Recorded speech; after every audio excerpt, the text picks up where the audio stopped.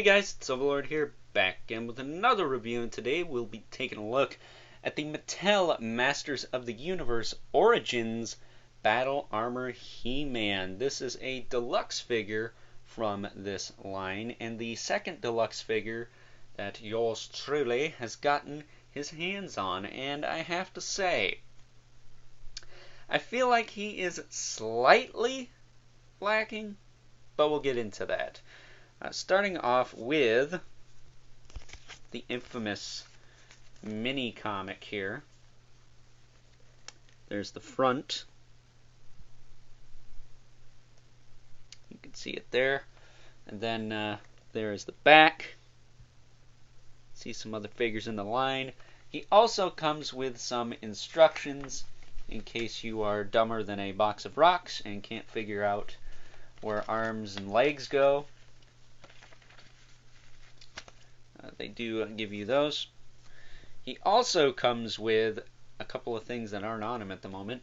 He has an extra hand if you want him to dual wield weapons, and a super retro classic vintage style head, which I will most likely be putting on my standard He-Man in just a few minutes here. And then he also comes with this crazy effect piece, which I like the concept, but this seems more like it should be coming out of a cannon as opposed to the power sword. It just seems very big, very bulky, very excessive. So it's very traffic coney because it can literally sit straight up. So I could take or leave that, and that's it. Other than that, he does come with his axe and sword, which are on the figure at the moment. I really would have liked if he came with the shield that the standard release comes with instead of this. I would say that's about my only gripe with this figure. Other than that, I think he's really fun. So taking a look at him here, he is not happy to be here, but that's too bad. He's kind of yelling, which I'm most likely going to do the same thing with the Battle Armor Skeletor. I have the yelling Skeletor head. I'll probably put on that figure. He, of course, comes with the power sword, and I guess we'll just show this quick. It's also a very wide kind of hole for this to slot into. You could fit both of them in here, maybe. Maybe that's what it's supposed to do. Maybe you're supposed to fit both power swords in here at the same time. Interesting. But there's definitely enough space in that effect piece to do that. But he comes with the same power sword half as the standard release. Would have been nice if they flipped them. So you have like a fully gray one and then a fully purple one. Then he also comes with his battle axe. And instead of the grip hand, he is packaged with the pimp slapping hand. So there is that. But the main attraction here is the battle armor gimmick. Now, some people have complained about a bit of a gap. I don't see it, really. I mean, I guess I would understand the complaint because the vintage figure looked different, but this is not the vintage figure. This is a new figure. And the vintage figures, to my understanding, did get stuck quite a bit. I don't see that being a problem with this guy. So all you got to do is you got to push down on this, and it flips up. Get a little crack on the chest there, then you click it again, there we go. You get the full-on battle damage there. So I think that works pretty good, all things considered. Then you can roll it all the way back up, and he's got the symbol of he again. But just doing it again. It's getting a little stuck there for some reason, but it's no biggie. I dig it. Now, another thing with this release that I thought was interesting is the arms do not come out. Oh, what the... That's odd. They also feel like they're on ball joints. This one, at least. That's interesting. These definitely feel like they have a butterfly to them. I did not notice that before. Yes, they are ball jointed. That is interesting. Huh. I did not notice that. Yeah, he's totally got like a butterfly going on. So that's kind of cool, but I would have liked if you could pop the arms out and made some different battle armor characters. I'm not going to do that, but I will say I'm a bit bummed I can't make a Battle Armor Scareglow out of the Battle Armor Skeletor figure. Don't have him yet. Hopefully soon. Fingers crossed. But he does have the slot on the back for his sword here. Put that in there if you want. It stays in there nice and secure, I think. But articulation on this guy. He's got a double ball peg in the head. He can look around. He's got a very, again, angry expression, almost as if he just summoned the power of Grayskull and turned into He-Man, so that's kind of cool. His shoulders go out to the side, about a right angle to the body, back down. He does, again, have a bit of a ball joint in there. That's interesting. They do rotate around as well, actually. You can kind of cheat here. You can have his arms straight, flat down when they're forward like this, so it looks a little bit more natural. I kind of dig that. He does have a hinge in the elbow with a swivel. He's got a swivel at the wrist with a hinge. He's got a waist swivel, and he also has T-jointed hips. So kick in and out, forward and back.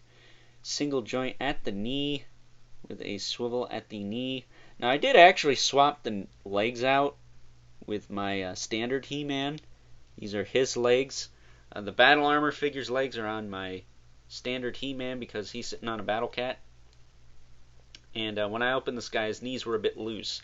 These legs don't have that problem. Maybe a little bit, but not where I need them to be to stand on the shelf. So that's how he's going to be. He does have a boot swivel, a hinge in the foot with a rocker, and peg holes at the bottom of the feet. So really solid figure. I have to give a shout out to my local friend who shall not be named for privacy reasons. He went to a Walmart about a half hour from here, picked this guy up for me. That was really cool of him. He didn't have to do that, but he did. Without him, I wouldn't have a lot of these figures. I'm going to be honest. I missed out on some of the BBTS pre-orders, and really it's because of him and my dad going out that I got most of these. So giving shout outs when they are deserved, even though they both don't have YouTube channels and probably should. Now that I think about it, they have some interesting things in their collections that I'm sure people would like to see, but alas, the world will never know, just like how many licks does it take to get to the Tootsie Roll center of a Tootsie Pop. But that's another discussion for another day. But yeah, I really like this figure. I gotta say, I'm a bit thrown off by the kind of ball joints in the shoulders. I was not expecting that. That's very much like a McFarlane style joint without the floating cap piece, so that's kind of cool to see on one of these. Can't wait to get the Skeletor and see how it is on him now. But with that being said, let's take a look at some comparisons. First up, here is our Battle Armor He-Man next to the only other quote-unquote He-Man figures I currently have from this line, because unlike some of you, I don't have every single variant of He-Man that Mattel has put out in the Origins line thus far, so gonna have to take what you can get. But with that being said, there's Prince Adam in the first release of He-Man, which I'm gonna take this sword out, pop this up. We're gonna take his head off, put this new head on. It kind of sits a little high, but not too shabby. Put the sword in the back.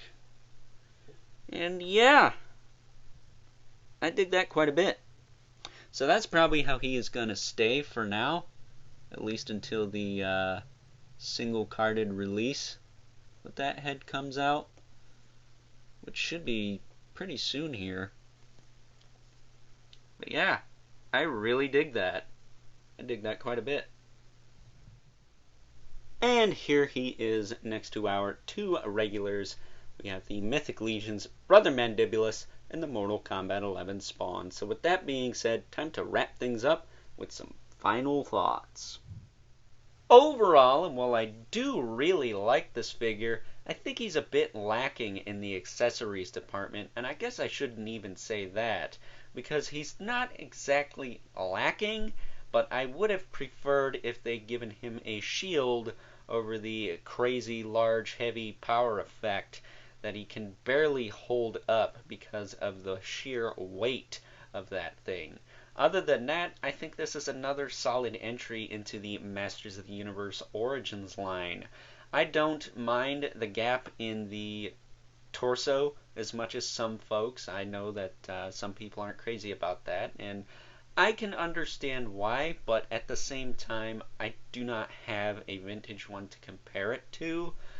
My guess is the aesthetic is slightly off because of that, but you have to look at the silver lining in things. The gimmick works flawlessly because of that tiny gap in the torso. So there is a give and take here. Other than that, I would say this is, again, another solid entry into this line, and I would highly recommend you pick this guy up. So with that being said, I hope you guys enjoyed this review. Don't forget to like this video, hit that subscribe button, and the notification bell so you know whenever I upload more reviews like this one.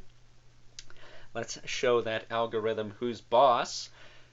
And if you haven't already, hit me up on Instagram at Overlord Productions. And don't forget to leave a comment in the comment section below. Let me know what you think of this figure, if you like it, want it, or hate it. But as always, keep the comments civil because the world sucks enough as it is. And until next time, I will catch you guys later.